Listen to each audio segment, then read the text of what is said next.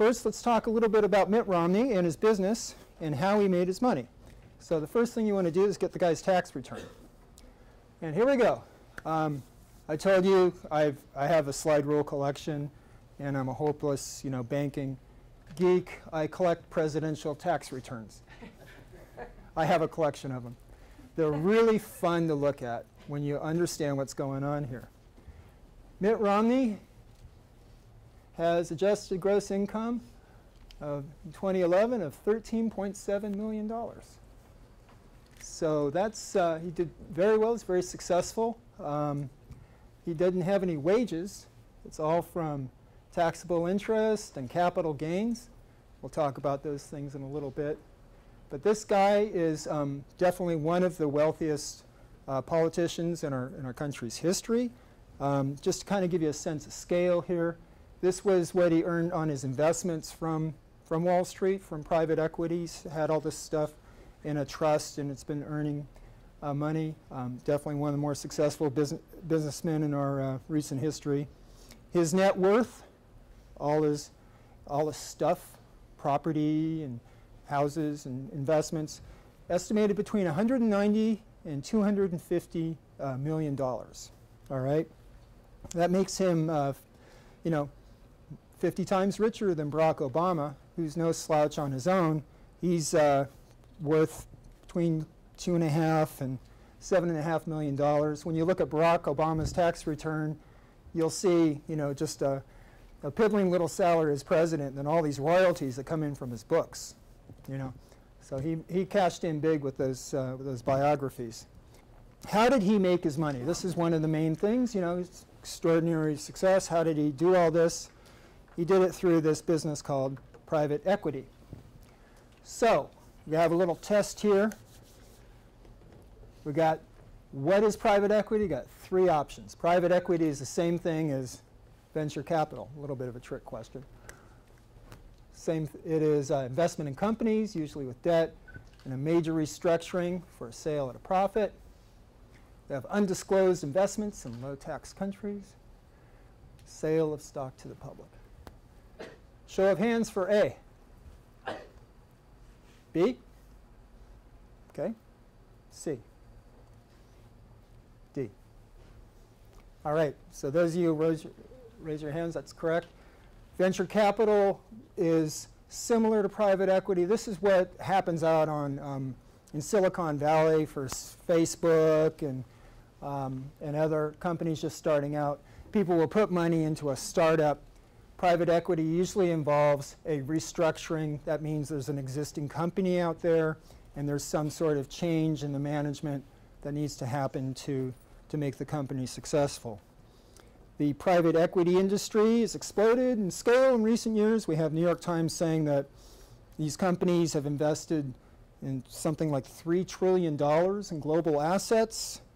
We have 2,600 private equity firms in the United States. They've invested in over 15,000 companies. So this is a pretty big part of the whole Wall Street business, And these companies employ about 8 million people. Anybody here could identify the name of one private equity firm? One private equity firm. Blackstone Group, Colbert, Kravis and Roberts.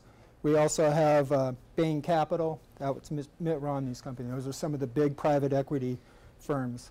Not sort of, your main. They're not. They don't have branches like a Bank of America or Merrill Lynch.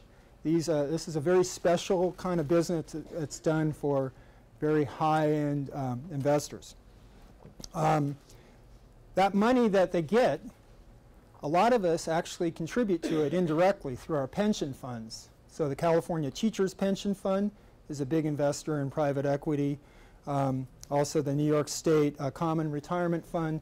So a lot of us kind of indirectly are seeing our pension funds are investing in these private equity deals because you can get a bigger return usually than the typical market. So we've used this term here. The key is private. A lot of these deals are not disclosed. through the regular apparatus of the Securities and Exchange Commission. It's kind of difficult to get a hold of these things.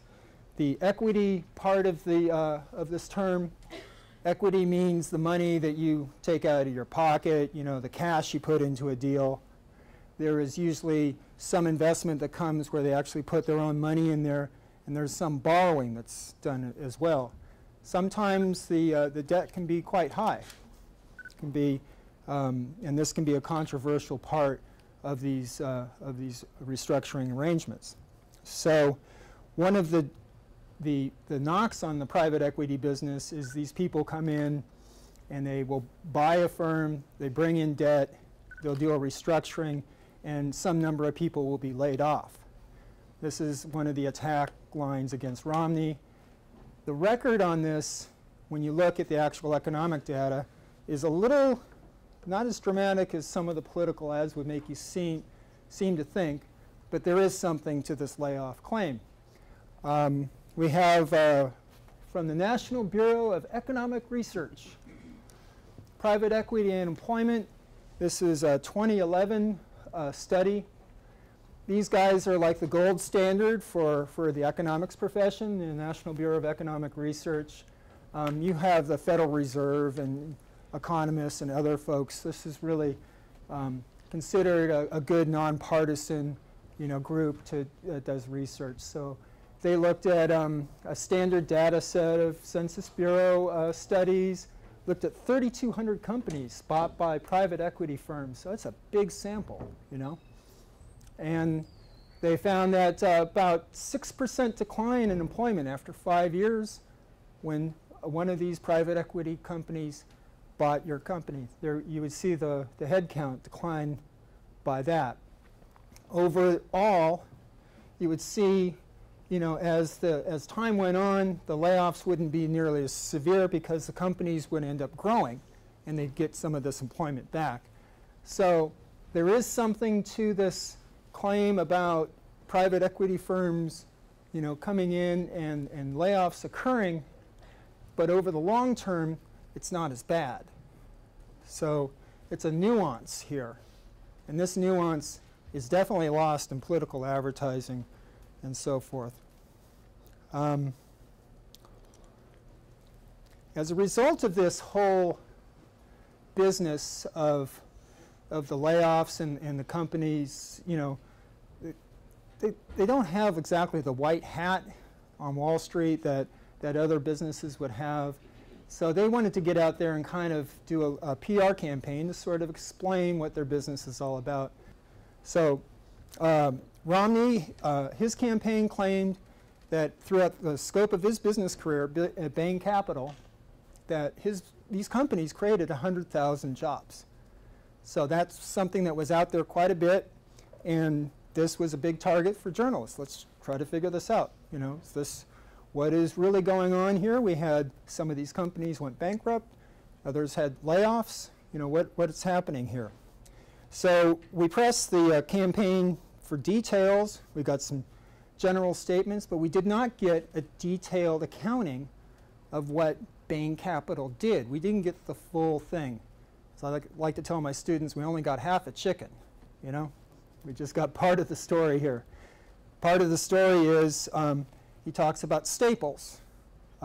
Bain Capital invested in Staples, restructured them. That was one of the big success stories. Staples grew and created 89,000 jobs thanks to this guy and the investment that his company made. And he was on the Staples board. The founder of Staples said he was one of the best directors that he's ever seen in his entire business career. He was involved, he made great decisions.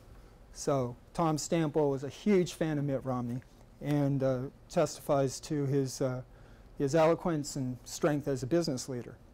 Sports Authority and Domino's Pizza were other companies that had big success. Sports Authority, 15,000 jobs were created after the Bain Capital experience. Domino's Pizza, 7,900 jobs. How many of you go to Domino's Pizza? Has the pizza improved? I mean, they got that new menu, you know? Artisanal pizza. So I'm not really a Domino's fan. I was in New York, and after East Village Pizza, it's like there's nothing else. So the companies that lost jobs under Bain Capital were companies probably never heard of. There's smaller ones called American Pad and Paper. It's like almost 400 jobs. Dade International, 1,900. DDI Corporation. Clear Channel Communications was a big cell phone operation. They lost 2,500 jobs. KB Toys, 3,400 jobs. So by most media accounts, maybe 1,100 jobs, 11,000 jobs were lost from these troubled companies that didn't make the cut, right? This was really a difficult story to report because Bain, being private equity, they didn't report. They're not required to report any of this stuff under federal securities laws because they're not a publicly traded company. And so that's our normal entry into getting these things. So to get all this, we actually did get an account of Bain Capital's record by the Wall Street Journal. My buddies back in New York pulled off this spectacular scoop, in my view, in January of 2012. This is right before the South Carolina primary. And we'll talk a little bit about how this whole issue became a really big deal in the primary just a couple months ago. So this story here, they ended up getting documents that described 77 businesses that Bain had invested in while Romney was running the show. And this is during the period of 1984 to 1990 when Romney left and went to deal with the Salt Lake City Olympics. So this story reports, after looking at the records of these 77 companies. Now this is a piece of work. This took some serious firepower to pull this off. 22% of that group filed for bankruptcy or closed their doors by the end of the 8th year after Bain invested. There were some substantial job losses, as you can imagine. Another 8% ran into so much trouble that all the money that Bain had invested was wiped out. All right? But there were a couple success stories out of this. 10 of those 77 companies were like spectacular successes. And 10 of those deals accounted for 70% of the returns of investors in the entire period. So that's Staples, Sports Authority, Domino's, and a couple others. This is a 1-minute snippet of this political ad. Takes a little bit to warm up. So Gingrich had financed, his supporters had put this ad out on the internet. And this is I call it a piece of propaganda. You know, it's definitely it's not any piece of journalism for sure. Capitalism made America great. Free markets, innovation, hard work. The building blocks of the American dream. But in the wrong hands, some of those dreams can turn into nightmares. Wall Street's corporate raiders make billions of dollars. Private equity leaders getting rich at the expense of American workers. Their greed was only matched by their willingness to do anything to get millions in profits. Nothing was fair. Oops, I'm sorry. I hit the wrong button. Pardon me. You have to excuse me for fumbling around here on this thing. I'm a little rusty with this new sort of, let's go back here.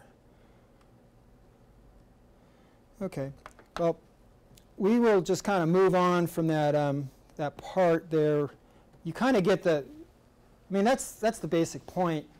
Scary image, pictures of the Wall Street, you know, bankers. We get the most unflattering sort of attack. There's nothing in there to talk about the nuance of the private equity record, the successes, It's all about people being laid off. And this is really how a lot of people came to understand Mitt Romney's record, was through this Newt Gingrich financed video. This was roundly attacked by conventional media, and these factcheck.org. Has anybody ever looked at this website? Anybody ever heard of it? Students of journalism, you should really enjoy looking at this. This is a very good site. There are others that are similar to it. This one happens to be run out of the Annenberg Public Policy Center at University of Pennsylvania. The guy who does these things, Brooks Jackson, is a former investigative reporter for the Wall Street Journal. He worked for the Associated Press, worked in Washington for years. And he does nothing but nail politicians on garbage in their ads and in their speeches. And so he nailed Gingrich on this thing here. And this really kind of set the tone for a lot of the coverage. Nobody took that seriously. But it created, you know, an important image in people's mind. And this, you know, kind of endures and tapped into things. Just to sort of go through quickly at the end here, we have Romney. We have the New York Times taking an alternative view of this whole issue and talking about the problems the private equity industry faces in Washington, and how there is a move to try to tax private equity, and what that means for the budget debate. This was a response to the Wall Street Journal investigative story. This also played out before the South Carolina primary. This gets into one of the things on the Romney's tax return is he's able to get his income taxed at a lower rate because it's a type of investment earnings called carried interest, which carries a 15% rate on this investment as opposed to a 35% rate for what he would normally get. And this article talks about this carried interest issue. Romney got a lot of heat from his fellow Republicans for not defending his record adequately. We finally saw it at the Republican convention. Tom Stamberg of Staples coming out giving a very vigorous defense and talking about Romney's record. Karl Rove was ragging on Romney for quite a while to get out there and tell his story. Finally put up this website right around the convention. It was rather late, but this is their summary of the success stories at Bain Capital, and under the URL sterlingbusinesscareer.com. The Wall Street boogeyman is playing out in a lot of other political advertising this year. We'll see it in Montana, in Massachusetts. I'm going to just sort of skip over the ending part of this about some of the investigations that are ongoing about taxes and venture cap and private equity, and some more of the budget issues and wealth inequality.